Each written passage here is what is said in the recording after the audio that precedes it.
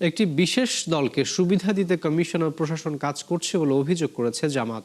এটিকে ষড়যন্ত্র আখ্যা দিয়ে এর বিরুদ্ধে কঠোর কর্মসূচির হুঁশিয়ারি দিয়েছে দলটি। ভোরে দলের পক্ষ থেকে এক ব্রিফিংয়ে এসব অভিযোগ ও হুঁশিয়ারির কথা বলেছেন জামাতের প্রচার ও মিডিয়া বিভাগের প্রধান এহসানুল মাহবুব জুবায়ের। বলেন, কোনো একটি বিশেষ রাজনৈতিক দলকে বিশেষ সুবিধা দিতে নির্বাচন কমিশনের সংশ্লিষ্টরা কাজ করছেন। জামাতের শীর্ষ নেতাদের ফলাফলে গড়িমসি, ফলাফল টেম্পারিং বা ঘষা মাজা করা হচ্ছে। এই ষড়যন্ত্রের বিরুদ্ধে কঠোর কর্মসূচিরও ঘোষণা দেয়া হবে। আমাদের কাছে মনে হচ্ছে যে একটি বিশেষ দলকে সুবিধা দেওয়ার জন্য নির্বাচন কমিশন এবং তার সাথে যারা সম্পৃক্ত আছেন তারা এটার সাথে ষড়যন্ত্রমূলকভাবে তারা জড়িত আছেন। একই অবস্থা আমাদের 11 দলের অন্যান্য শীর্ষ নেতৃবৃন্দ যারা আছেন তাদের প্রত্যেকের আসনে।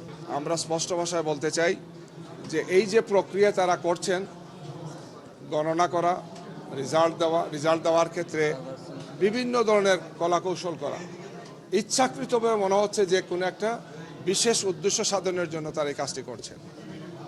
আমরা আগেও বলেছি যে আমরা ষড়যন্ত্রের কাছে মাথা নত করব না। দেশবাসীকে সাথে নিয়ে আমরা এই চক্রান্ত এবং ষড়যন্ত্রের বিরুদ্ধে দুর্বার প্রতিরোধ গড়ে তুলব।